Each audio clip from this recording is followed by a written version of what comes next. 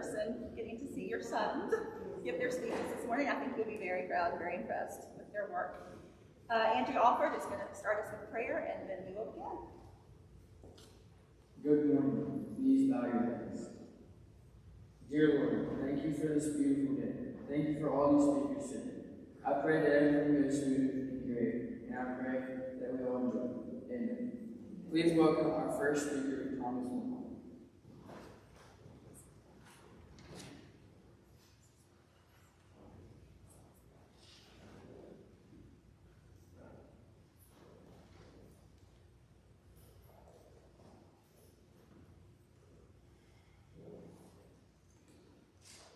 Across the world, soccer is not just a game, but rather a way of life that brings players and fans together through a common interest.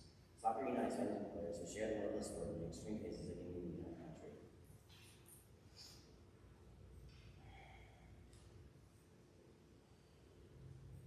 Soccer unites fans who love the sport and their team. No matter their differences, all fans have these two things in common. People who root for the same team often find that they have more in common than they realize. Alongside the team itself, fans often become someone who believes as well. Sportsford.com states, soccer fans are also passionate about the sport because they probably played the sport at some point in their lives. Therefore, part of why soccer fans are so passionate is because when we watch the big game from the field, we often feel like we're not feel ourselves, or at least we could be.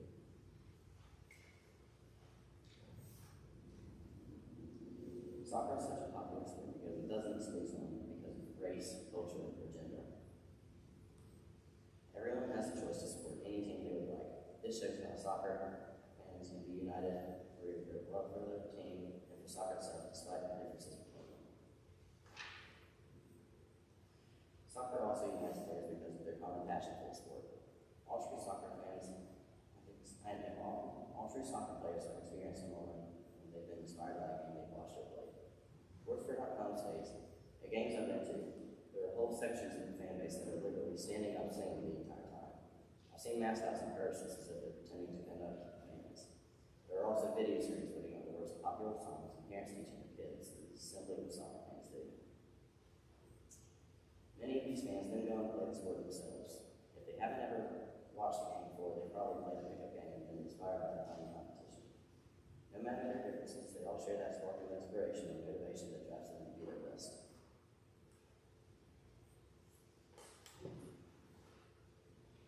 Soccer is also a fairly inexpensive sport to play. No matter their economic status, nearly all of them play soccer. Sportsford.com says later, soccer also doesn't exclude someone based on height, race, religion, culture, and ability, among others. Anyone of any body shape or talent can kick the ball well. This goes to show that no matter their differences, everyone can play the game. On a greater scale, soccer can even be used as a tool to unite a country. This could be true for all sports, but I especially see it in soccer, because soccer fans are often much more passionate about their team. Often in movies and documentaries, people use sports to help bring a country back together during a time of crisis. A series called This Is Football is about how soccer has the ability to bring joy and hope to people. And give us your idea of the best even during hard times.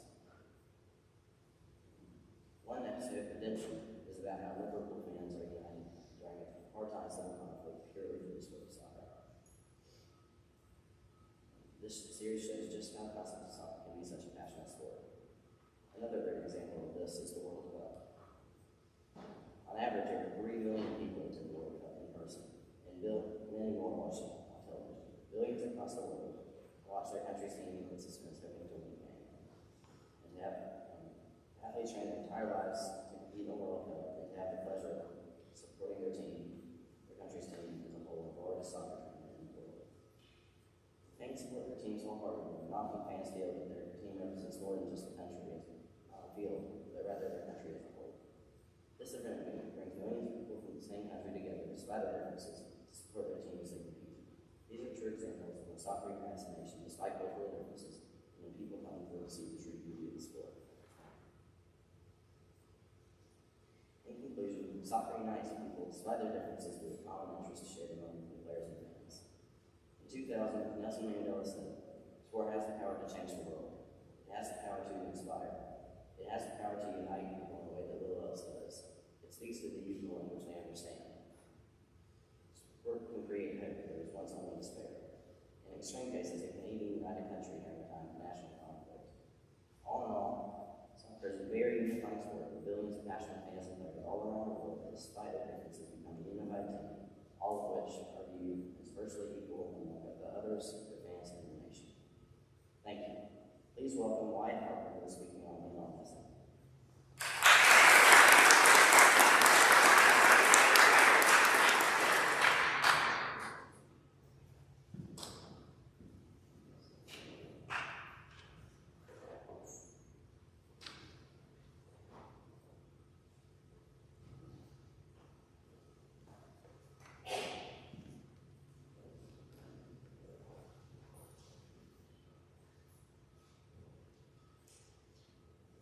Lionel Messi was born on June 24th, 1987. Since Lionel Messi began playing soccer, he has proven himself not only to be a great player, but one of the most charitable and humble. Messi has popularized soccer for his great play and empathy. Many people love Messi because of his humble and selfless acts. A lot more people love him because of his wonderful skills and performance. Lionel Messi's first professional soccer team was the Barcelona Football Club. This is still the team he currently plays for. In his first season, Messi scored 36 goals out of his 30 games. That is incredible because he scored more goals than games played in one season, which is unheard of. The 36 goals are also mind-blowing when you think about it in comparison to the 2020 season, and he scored 23 goals out of his 24 matches, which is still a lot, but it's nothing compared to his first season with Barcelona. Messi is not only a great player, but he is a great person off the field. He has married many charities to which he has donated to. One of these charities is located in Kenya. He donated $218,000 so that citizens in need could get food and water. Messi also donated $1.1 million to 2 hospitals during the COVID-19 pandemic. And he also donated $372,000 to UNICEF to help children in need. Messi does this charitable work with the foundation, the Leo Messi Foundation. The Leo Messi Foundation was founded in 2007. The foundation is a non-profit organization, and they have the idea that all kids should realize their dreams. The foundation helps and acts for kids and teens that have disabilities or health problems. Messi and his foundation have donated to many cancer hospitals and act of saving many children's lives. These actions show that Messi would rather do things for others than himself. That is one reason why he is one of the most beloved soccer players in history. Another reason that he is such loved as a person is how he is such an incredible player. He is also super fun to watch because of his amazing skills. He had to work past the eye disability that he was diagnosed with when he was 11 years old. Messi was great as a kid, but he had to overcome many obstacles to get where he is now. One of these obstacles was his height. He contracted growth hormone disease, GHD, that stopped his growth when he was only 11 years old. His father worked in a factory as a steel worker, and his mom worked as a cleaner. Messi was going to get a ribbon to be on River Plate, which was his hometown soccer team, but then they found out about the expenses of his medical conditions. Therefore, they passed on Messi. Messi's medical bills were $900 monthly, which was a ton of money, but Barcelona FC gave him a chance, and they even paid for his medical expenses. When Messi was 5, he started playing soccer for a team that was coached by his father. He then switched to a team named Newell's Old Boys.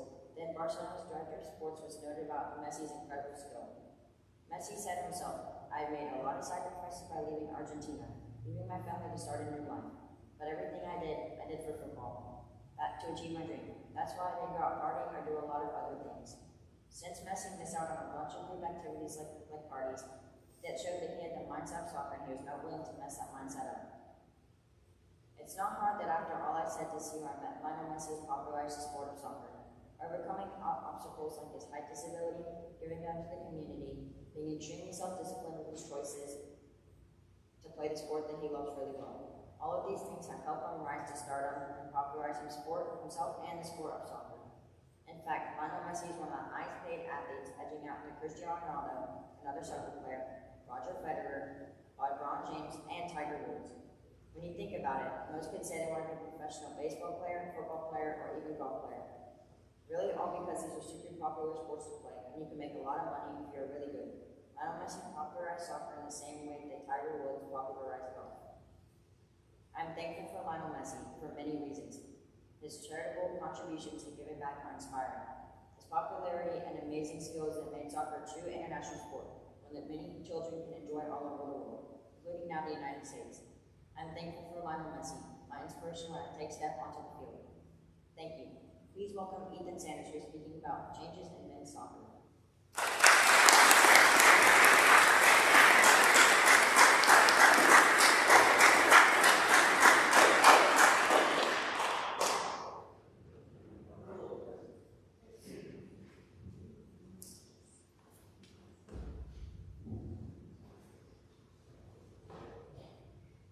Since the introduction of men's soccer to the United States in 1860, there have been many changes to the rules and style of play. These changes have resulted in players increasing their skill sets and have made the game more challenging. The sport of soccer was invented in England in 1620. Immigrants from Italy and Germany came over to New Orleans and introduced the sport to the United States in 1860. Over the next few years, the sport grew very popular and started spreading throughout the states. In 1863, soccer was introduced to college athletes. The first competitive soccer game was played in the United States in 1876. When 1884 arrived, the United States made their own team. Other countries that had seen soccer and liked it started to make their own teams. A year after the U.S. made their soccer team, they played Canada, and this was the first international soccer game out of the United States. In 1904, FIFA was created in Paris. The creation of this league and international teams could play each other. FIFA became a member of the International Board, which made rules for different leagues. The U.S. made an appearance in the first FIFA World Cup, competing against 13 other nations. FIFA influenced NCAA to be created, which was an organization made by 10 coaches. Many rules have changed over time, making soccer more challenging for the players and making the game more competitive. These rules, which players, coaches, and fans disagree with, have been established for important reasons. One example is that the goalie must keep at least 1 foot on the line until the ball is kicked or in motion. This makes it more difficult because the goalie's reaction must be better. Many goalies don't like this rule for it to be changed or eliminated. Another rule change concerns how players stand in front of the ball when the opposing team is taking the penalty kick. Players love to stall the opposing team when they are winning, and this strategy allows them to do so. This move takes time away from the actual gameplay and is hated by most soccer players. The referees and administrators of the game have noticed that this move is wrong and made it a rule but would not do it. Early during the first soccer games, we needed to develop a system to penalize the players when they broke the rules. The guard system is made up of 2 guards. Each referee has a yellow and a red card. Yellow cards are used as warning, and if you get 2, you get a red card and you have to sit on the bench. If you get a red card, you will be out that whole game and the next game. This can be devastating for a team if their star player gets a red card. It could hurt them a lot. This is why they came up with the card system and rules, so that players will be less likely to break the rules. Many soccer players have to change or improve their skill sets to meet the requirements that have the changes mentioned above. It helps them to be more dominant on the field than other players. One example of this concerns the throw-ins. Throw-ins can be a game-changing aspect of soccer. It may be the difference between your team keeping possession or the other team scoring on you.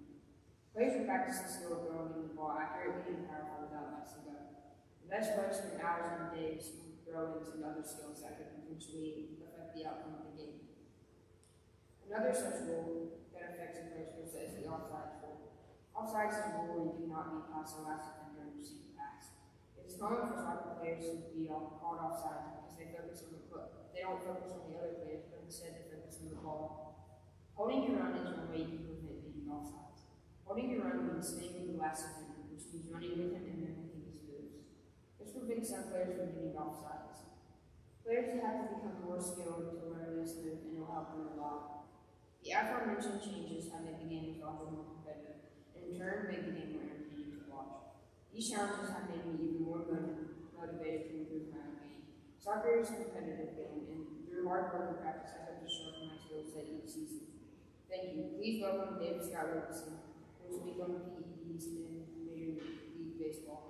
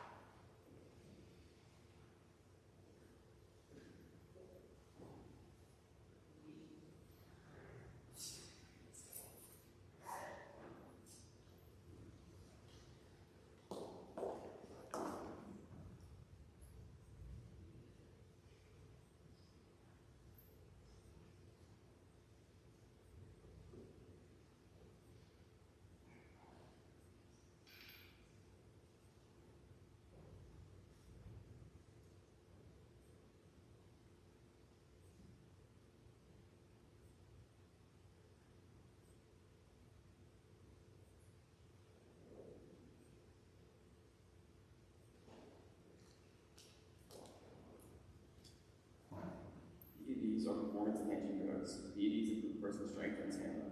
In baseball, these would enhance how hard a player hits baseball or how hard a player throws the ball. Because of the unfair advantage for those who use PEDs, they are currently banned in Major League Baseball as well as most other professional sports leagues. PEDs make your muscle mass bigger and stronger. PEDs are typically injected into the bloodstream by needle. Athletes typically start using PEDs when the performance begins to become less productive. When players stop working out, stop taking care of their bodies, or get older, their muscle mass increases, so they may consider turning to PEDs to get back to ultimate strength. PEDs can also cause many adverse symptoms in players such as joint stiffness, arthritis, heart and liver damage, high blood pressure, blood clots, severe acne, balding, or even something called steroid rage. Steroid rage, commonly known as roid rage, causes you to become very angry and aggressive. While the use of PEDs can produce quick, positive results, the negative consequences of using them far outweigh the benefits. Throughout Major League Baseball, there have always been cases of a player or players using PEDs. In Major League Baseball, there have been many stages of PED usage, but the biggest and most interesting stage was the use of steroids. The steroid era was a time in baseball that began in the late 1980s to the late 2000s. The steroid era was a time in baseball where players would use steroids and other PEDs to make their performance on the field better.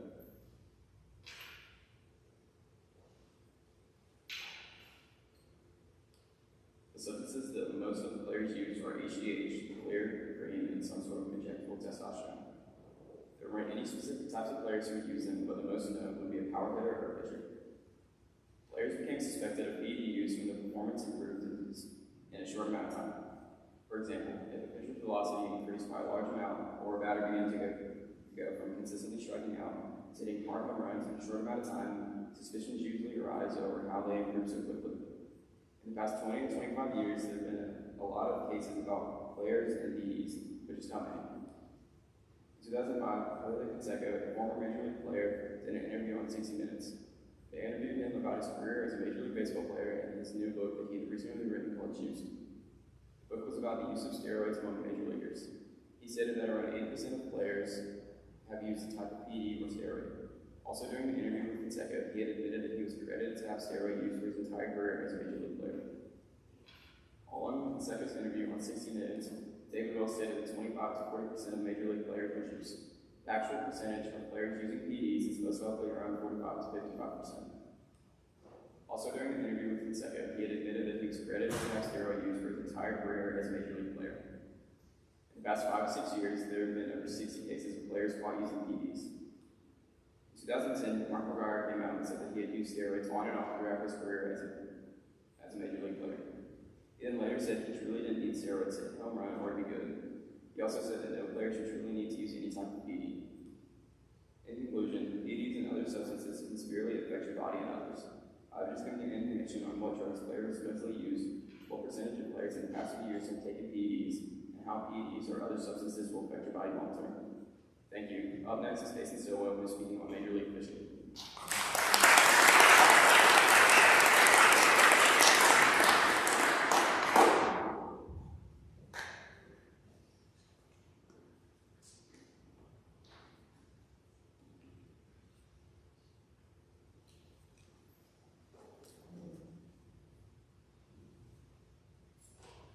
Competitive fishing is a growing sport in America.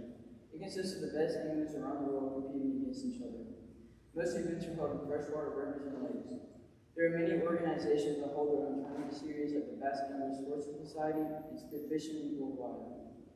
There are many others, and these organizations have the same rules and incentives as the rest. But one group has stepped up and made a change. Major League Fishing, better known as MLF, is a new tournament series that focuses on changing methods of competitive fishing. The 3 biggest ways MLF has impacted competitive fishing are weigh-in, score tracker, and fishing scheduling. The MLF was started by a group of anglers who wanted to change competitive bass fishing. There are many who helped in the process of creating the MLF, but the ones who are given the most credit are Boyd Duckett and Gary Klein. The series struggled when it first started because of all the changes. The changes confused a lot of people. It started to pick up when big anglers like Kevin Van Dam and Steve Reed started competing. The influence of them brought other fishermen as well as younger teens and adults. They wanted to create something that would interest the youth. MLF slogan was extending the life of the sport, which shows they were trying to find something that could interest others to fish their trail. They interested the youth by making a high school tournament trail. A trail is a series of tournaments that are fished by a group of anglers. This trail can only be participated by high schoolers. When Major League Fishing started, they had one trail that was fished. This trail was open to anybody and competition wasn't as strong. There was a lot of average fishermen that were going against higher level fishermen. Then in 2012 and 2014, there was a second trail open, but only to select fishermen. This meant that a committee picked a select few to go against each other. That way, it evened out the competition, so beginning anglers weren't going against pros. In 2019, a group of the top 80 best anglers put together to create a trail designed by MLF. It was put in place so anglers could impact and put together a tournament that would suit them. This had never happened before because most trails had strict rules that had to be followed. This was great for MLF, but other organizations like VFL and FLW didn't like this because they thought anglers were given more freedom, they'd have a chance to cheat. Because of this, MLF gave each angler a co-driver. A co-driver was someone who watched what the angler did and weighed their fish. In 2020, MLF released the Big Five. This was 5 trails that were introduced to benefit more people. It had a bracket system that moved from lower to higher competition. It focused on giving everyone a chance to try the new system and see how they would respond to it. There were very high ratings for each tournament, and all anglers seemed to love what they were doing. What makes MLF so different from other tournaments is the weigh-in. In other tournaments, anglers can bring their fish in bags on stage and weigh their fish. This keeps the fish in a tighter space with less oxygen. It doesn't kill the fish necessarily, but tires the fish out letting other predators get to them. MLF didn't like that and decided to change it. They introduced a system where you could weigh a fish, put it back in the water. This idea was faster, easier, and safer for the fish. There was also no limit on how many fish had to be caught throughout the tournament. Instead of just 5 fish, you could catch as many as you could. MLF introduced another thing as well, the score tracker. A score tracker is a live, continuous update on how the tournament is doing and who is catching what. On other tournaments, you had to wait till the end of the tournament to see who won. With Score Tracker, it constantly was updating you on the exact weights, making it more exciting to the viewers. This allowed for a more competitive way for competitors and fans to watch the tournament. The last way MLF is different is their fishing schedule. In regular tournaments, you fish from all day to the daylight to the end of the tournament. To constantly fish for that long is very tiring. That is why MLF gave three 1-hour breaks throughout the tournament. This allowed anglers to rest and bury and swamp to give them something else they could think about. MLF has changed a lot of parts about fishing, but the most important are fishing schedule, score tracker, and weigh-in. These three parts play a big role in why MLF started their program. They wanted something to invite the youth to try. The only way they could do that was making a change and doing something different and unusual. In conclusion, MLF started from a group of anglers to now one of the biggest fishing organizations in North America. They persevered to make something great for everyone. Thank you. Next, Trent Lathan will share his speech on the philanthropy in the NBA.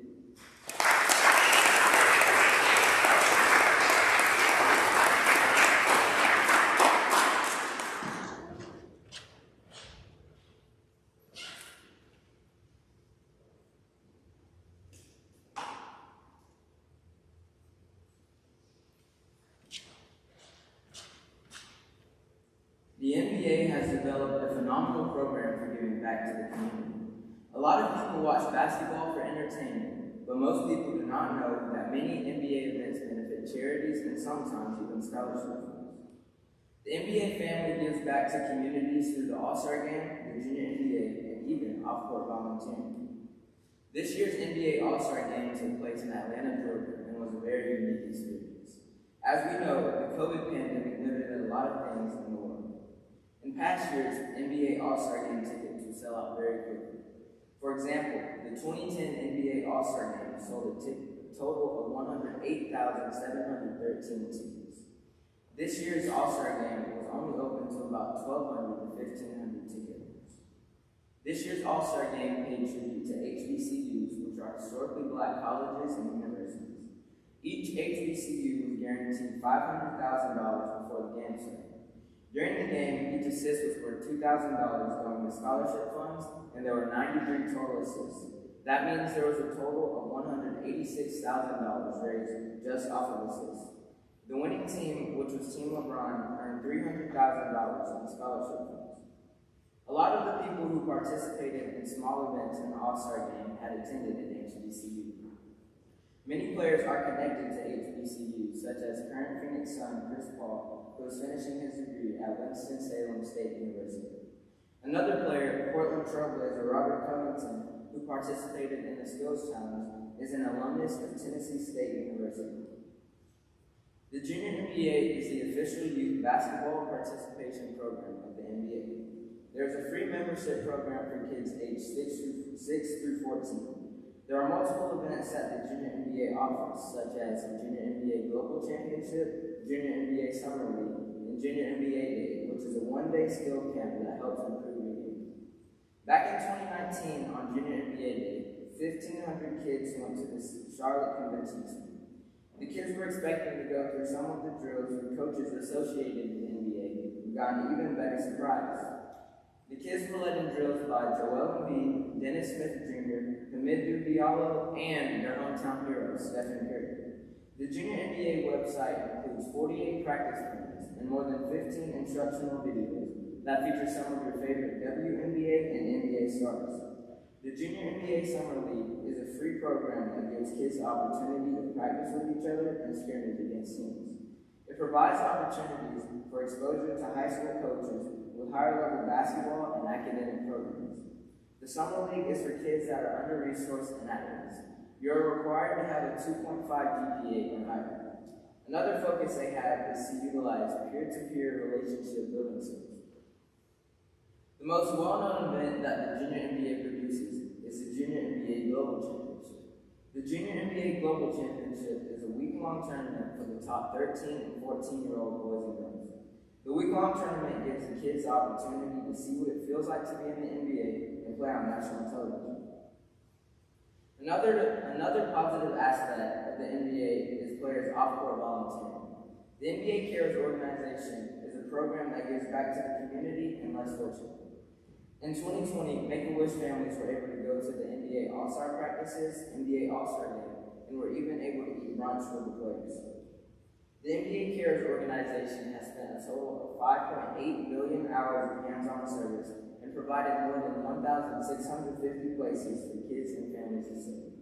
They have worked with over 40 countries and have engaged with more than 60 million kids through basketball programs around the world. Many individual players also contribute to their communities on their own. One of the league's most talented and caring players is LeBron James. In 2018, LeBron James opened up a school called I Promise for elementary students. The public school is operated by the Akron School District, and its population varies. LeBron's foundation has raised about $600,000 in financial support for additional teaching staff to help reduce class sizes.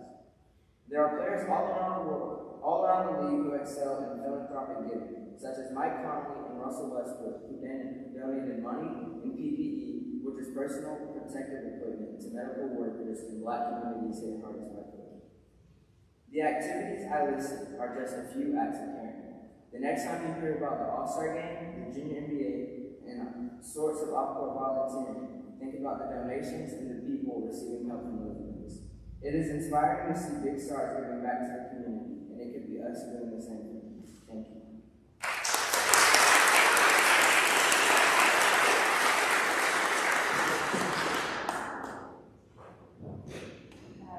Thank you very much. That concludes our speeches for today. So 8th grade, y'all can return to class.